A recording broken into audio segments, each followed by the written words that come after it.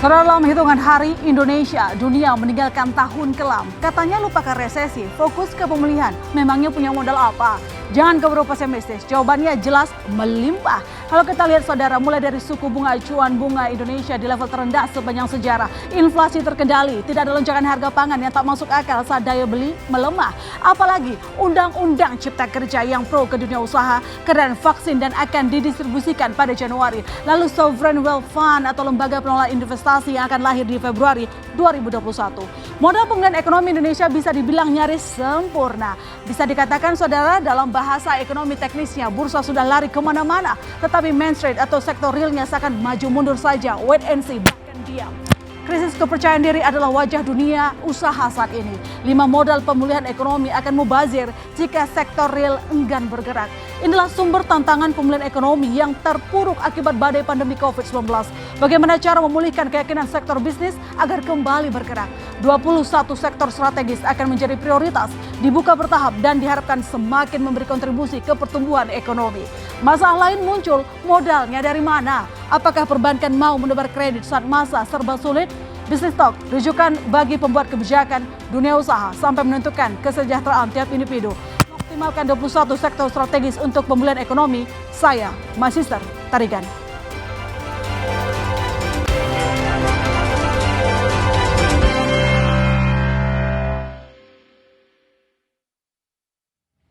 Ya saudara, Anda menyaksikan Business Talk. Kali ini kita kehadiran 3 narasumber. Yang pertama ada Anung Herlianto, Direktur Eksekutif Kepala Departemen Penelitian dan Pengaturan Perbankan Otoritas Jasa Keuangan. Kemudian ada Tony Wenas, Presiden Direktur Freeport Indonesia, dan Andreas Moro, Kepala Ekonom Bank Mandiri. Selamat malam Bapak-Bapak. Selamat malam, My Sister. Selamat malam, My Sister. Terima kasih telah bergabung di Business Talk.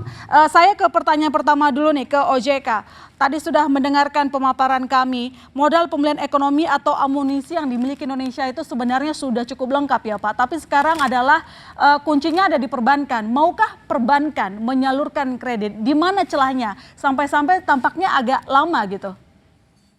Ya, baik. Terima kasih, My Sister.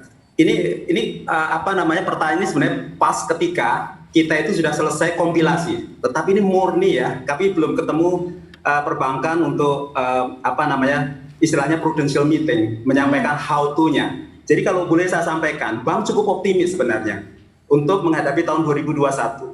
Kalau kita simak pertumbuhan kredit mereka itu di 7%.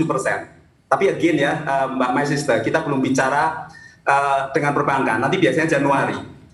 Nah, sebenarnya amunisi perbankan itu cukup kuat saat ini. Ya, liquidity itu melimpah.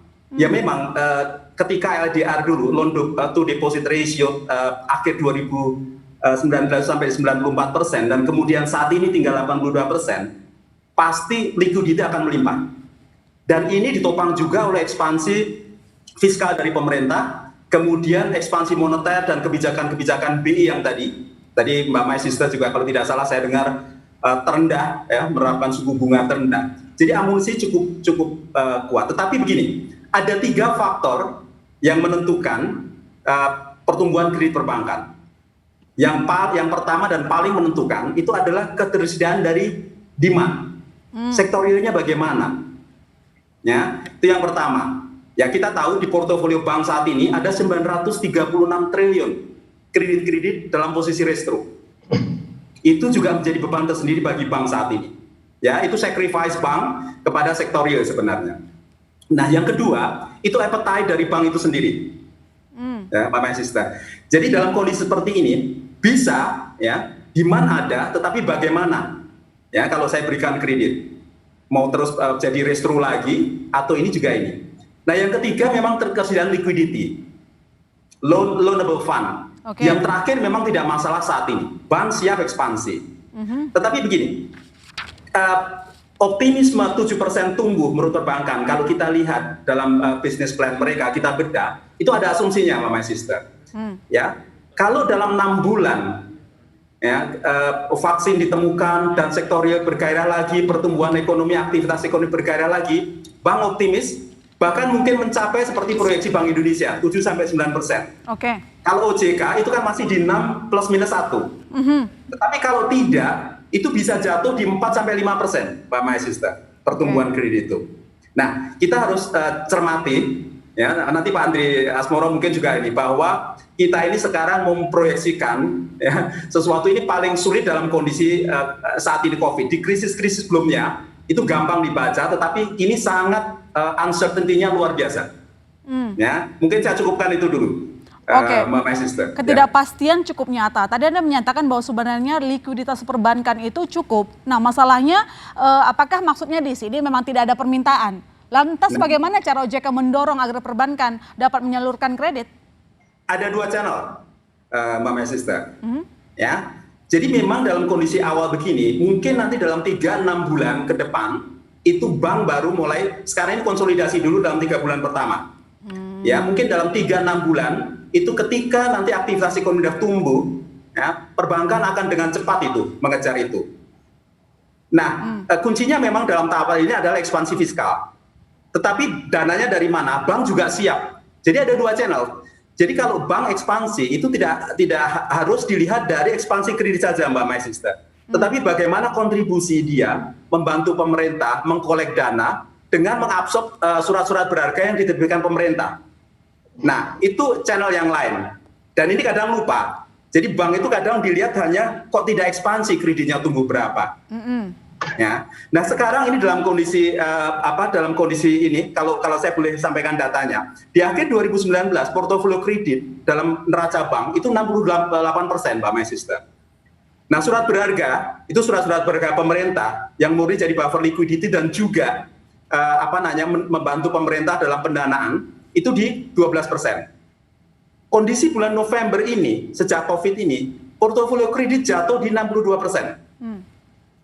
Dari sebelumnya 68%. Tetapi apakah bank diam? Tidak. Karena kemudian surat-surat berharga ya, yang diterbitkan pemerintah itu juga diabsorb bank, dan portofolionya sampai dengan 16% saat ini. Ya, jadi itu kira-kira channel ketika bank tidak lagi ada demand. Nah, ada jalan lain untuk membantu pertumbuhan itu melalui tadi, ya, mengabsorb surat-surat berharga yang diterbitkan pemerintah. Itu juga kuasi kredit sebenarnya. Baik, Pak Anung tadi menjelaskan bahwa kredit mungkin akan tumbuh, kita tunggu nanti 5-6 bulan ke depan ya Pak Asmoro. Lantas bagaimana kira-kira pertumbuhan kredit di tahun depan? Apakah 21 sektor prioritas yang disebut pemerintah juga aman kita salurkan kredit, Pak Asmo? Baik Mbak Ilona, jadi kalau perbankan memang tadi yang disebutkan oleh Pak Anung memang demikian adanya. Jadi pertumbuhan kredit memang melihat juga bagaimana prospek dari sektor-sektornya tersebut. Nah, kami memang melihat dan membagi sektor-sektor tersebut dalam proses pemulihan, kecepatan proses pemulihan. Jadi kalau kita misalnya lihat ada yang memang sektor selama pandemi ini juga relatif lebih tahan di sepanjang tahun 2020 ini, dan bahkan kalau kita lihat ada yang bisa relatif cepat pulih antara 0 sampai 6 bulan misalnya. Seperti sektor seperti apa? Telco, industri makanan minuman, jasa kesehatan, pendidikan, energi dan air, agriculture, ini terutama ya pangan, ya pertambangan dan logam dasar serta administrasi pemerintahan. Nah, sektor-sektor ini sebenarnya yang nanti secara risk appetite dari perbankan yang mungkin bisa masuk ya diberikan kredit di tahun 2021. Nah, kemudian kalau kita lihat yang tenor agak lebih panjang lagi untuk dipertimbangkan, ya sektor-sektor yang lainnya adalah seperti transportasi darat dan air, terus industri manufaktur, terus perdagangan besar dan retail, konstruksi, karena juga pemerintah kalau kita lihat kan di tahun 2021 mulai juga menyalurkan mengalokasikan belanjanya untuk infrastruktur kembali. Nah, sektor konstruksi tentu ada peluangnya. Terus pertambangan dan penggalian oil and gas misalnya. Jadi dari dua skenario proses pemulihan tersebut, sektor-sektor yang termasuk di dalamnya, termasuk tadi 21 sektor prioritas, menurut saya itu sudah menyumbangkan hampir 87% kalau kita lihat di sini. Jadi perbankan pun juga ya tahun 2021 tadi yang disampaikan Pak Anung betul sekali. Jadi memang untuk mengakselerasi kredit perlu juga lihat risk profile-nya terlebih dahulu. Tentu saja yang tidak diinginkan oleh perbankan adalah ketika agresif menyalurkan, kemudian kita menghadapi lagi second cycle of NPL misalnya. Padahal yang restrukturisasinya pun juga kita masih jalankan saat ini. Demikian Mbak. Jadi kalau ditanyakan apakah perbankan akan memberikan kredit, pandangan kami mungkin kalau kredit ya bisa 3-5%. Maksimal memang hitungan awal kami ya memang di maksimal 5% untuk pertumbuhan kredit perbankan. Oke, ngomong-ngomong soal profil risiko, saya ke Pak Tony Wenas. Pak Tony, ini kan kalau kita lihat tambang logam adalah prioritas pertama yang didorong dalam pemulihan ekonomi begitu. Nah, dengan modal suku bunga yang rendah begitu, kemudian juga Undang-Undang Cipta Kerja juga sudah disahkan. Artinya kan ini dia bersahabat dengan dunia usaha. Apakah ini adalah hal yang tepat terutama bagi industri biji logam? Jadi Untuk belanja kapital, begini. Pak.